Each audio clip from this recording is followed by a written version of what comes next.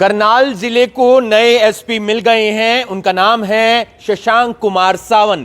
पहले उनके पास पानीपत जिले का चार्ज था, अब वो करनाल जिले के नए एसपी हैं। करनाल के एसपी गंगाराम पुनिया का तबादला हो गया है, वो अब हिसार जिले के एसपी होंगे और शशांक कुमार सावन ने आज अपना चार्ज संभाल लिया है। क्या कुछ कहना है करनाल जिले के आईपीएस अधिकारी पुलिस अधीक्षक शशांक कुमार सावन का, आइए आपको सुनवाते हैं। तो इससे देखो, आप लोग के माध्यम से एक मुझे फीडबैक मिलता है मीडिया को ना एज फीडबैक मैकेनिज्म की तरह देखता हूँ कि जो ग्राउंड पे जो चीजें चल रही हैं, एक तो हमारा अपना मैकेनिज्म है, हमारे अपने इंटेलिजेंस सोर्सेज हैं, सीआईडी के सोर्सेज हैं और हमारे अपने बंदे जो एसएचओज हैं, इंचार्ज, वो कुछ बताएं।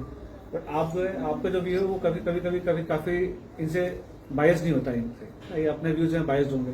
तो आपका जो व्यू है वो काफी इंपॉर्टेंट होता है हमारे लिए कि हम जो है किसी भी इवेंट का एक अच्छा ओपिनियन बना सके या अच्छा व्यू ले सके, 360 डिग्री व्यू ले सके। उसके लिए आपका, इसलिए मैं सुबह 2 घंटे अखबार पढ़ता हूँ, है ना, इसलिए कि आप लोगों ने क्या लिखा, आप जो इवेंट जो मेरे को एसएचओ ने मुझे जो बताया, तो आप लोगों ने उसको किस तरह से देखा, तो उससे मुझे कई बार फायदा होता है कि जो कुछ चीजें एसएचओ मुझे नहीं बताता है, कुछ चीजें जो मेरे इंचार्ज सिक्योरिटी, इंचार्ज इंटेलिजेंस नहीं बताते, वो मुझे आपके माध्यम से पता चल जाता है।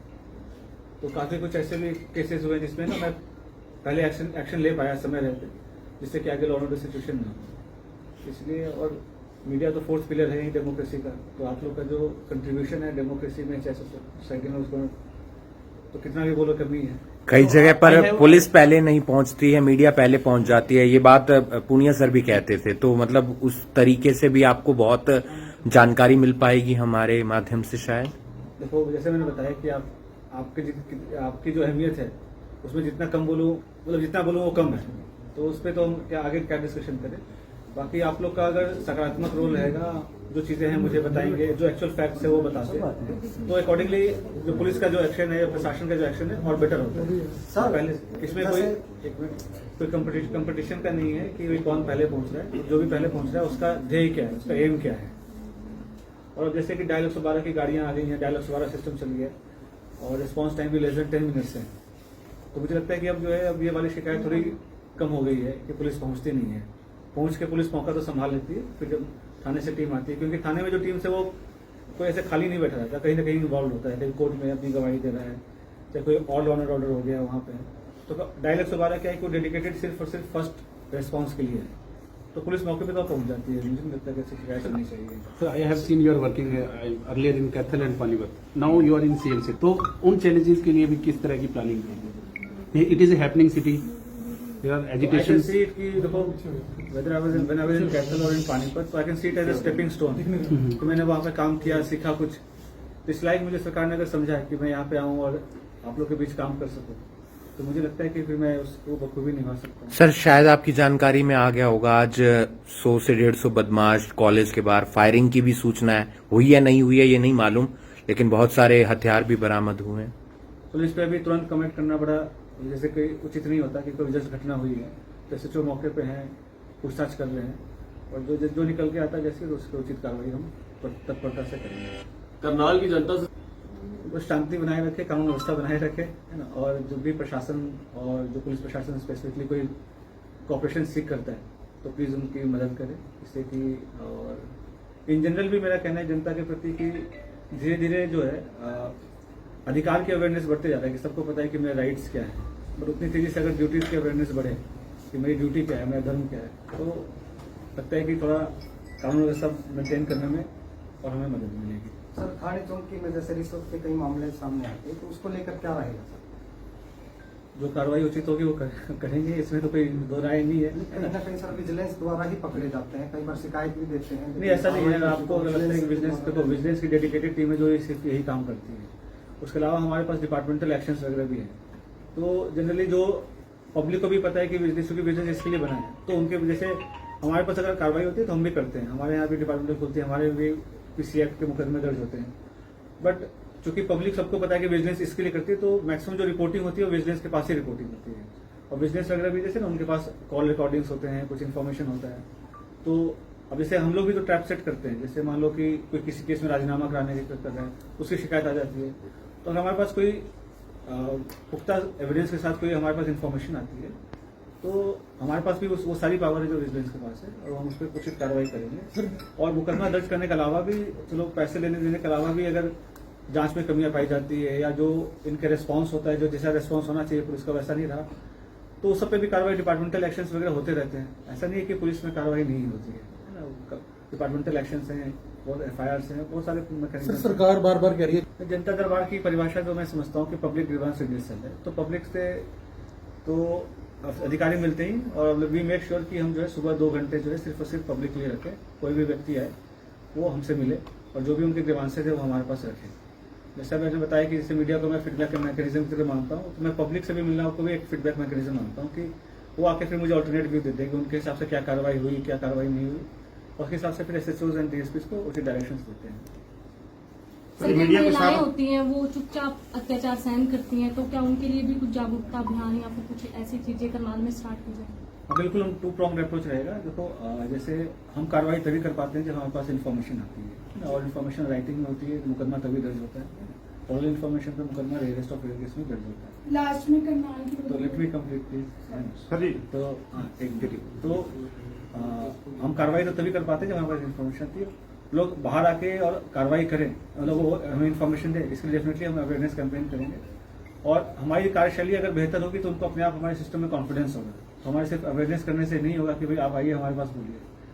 तो हमारा कोशिश ये रहेगा कि जनता में ट्रस्ट बने हमारे तरफ कि अगर हम पुलिस के पास जाते हैं या पुलिस के पास हम इन्फॉर्मेशन देते हैं तो हमारी कार्रवाई त्वरित होगी और जो उचित कार्रवाई वो होगी। सर, पुलिस और मीडिया के बीच समन्वय बना रहे, इसके लिए शायद महीने के अंदर एक मीटिंग हो जाए तो ज्यादा बेहतर है। बिल्कुल ऐसा करेंगे, बिल्कुल करेंगे। सर, करनाल की जनता के लिए क्या कुछ मैसेज देना चाहेंगे कि एक अच्छा कनेक्शन भी मेंटेन रहे? जैसा अभी मैंने बताया, इन्होंने पूछा ही था कि एक अच्छा समन्वय रहे पुलिस और प्रशासन, पुलिस और पब्लिक के बीच में, और जब भी हमें जरूरत पड़ती है हमें कॉपरेशन सीख करें, बाकी नियमों की उल्लंघना न करें।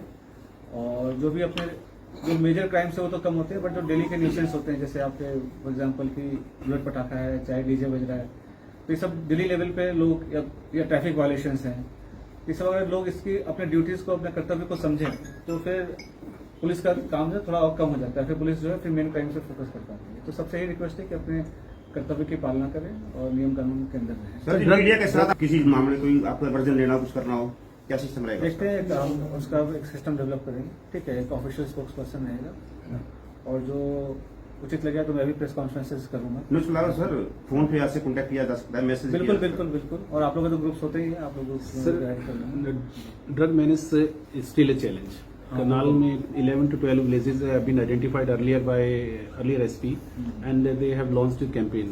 So, will you continue that campaign? और बिल्कुल, देखो मेरी जो है काफी डिटेल में गंगा सर से बात हुई है। कल हम 2-3 घंटे साथ बैठे थे और सारे जो अच्छे काम जो उन्होंने कर रहे हैं सारी चीजें उन्होंने बताया। जो भी ऐसी चीजें हैं जो आप लोग के पता चलता है, जो उनसे पता, उसको हम एज इट इज वो कैरी ओवर करेंगे और उसमें कुछ सुधार की गुंजाइश होगी तो सुधार करेंगे। जिले में जहां पर भी पुलिस एक्टिव होती है वहां पर क्राइम अपने आप कंट्रोल हो जाता है। करनाल के नए पुलिस अधीक्षक शशांक कुमार सावन आ चुके हैं और उनका यही कहना है कि क्राइम पर कंट्रोल करने के लिए पूरी कोशिश की जाएगी। पहले से बेहतर डायल 112 की गाड़ी अब प्रयास कर रही है और मौके पर पहुंच जाती है, पूरे क्राइम को समझ लेती है और उसे सॉल्व करने का प्रयास करती है। साथ ही साथ थाने की टीमें भी आ जाती हैं। इससे पहले जो करनाल के एसपी थे गंगाराम पूनिया, उनके साथ बैठकर शशांक कुमार सावन ने करीब 3 घंटे बातचीत की है और समझने का प्रयास किया है कि करनाल जिले के अंदर करनाल के अंदर नशा लगातार बढ़ता जा रहा है और उस पर भी कहना है कि हम कंट्रोल करने का प्रयास करेंगे। शशांक कुमार सावन के लिए चुनौती इसलिए भी बढ़ जाती है क्योंकि वो पहले कैथल में थे, उसके बाद पानीपत थे और अब वो सीएम सिटी में आए हैं, लेकिन यहां पर वो क्राइम को कंट्रोल करने का प्रयास करेंगे। मीडिया के साथ भी वो समन्वय बनाने के लिए, ताकि बातचीत होती रहे, हर महीने मीटिंग रखी जा सकती है। आज एक बहुत बड़ा मामला सामने निकल कर आया है। करनाल के सेक्टर 14 में जो लाठी डंडे बरामद हुए हैं, कुछ बदमाशों को हिरासत में लिया गया है, कुछ बाइक्स भी बरामद कर ली हैं पुलिस ने। जब इस पर उनसे सवाल किया गया तो उन्होंने कहा कि अभी कुछ कहना जल्दबाजी होगी। थाने के एसएचओ मौके पर हैं, पूरे मामले की इन्वेस्टिगेशन की जा रही है। देखना यह होगा कि करनाल शहर में जो क्राइम लगातार बढ़ रहा है उस पर किस तरीके से कंट्रोल लगाते हैं करनाल के नए पुलिस अधीक्षक शशांक कुमार सावंत। आप बने रहिए करनाल ब्रेकिंग न्यूज के साथ, मैं आपके साथ हिमांशु नारंग।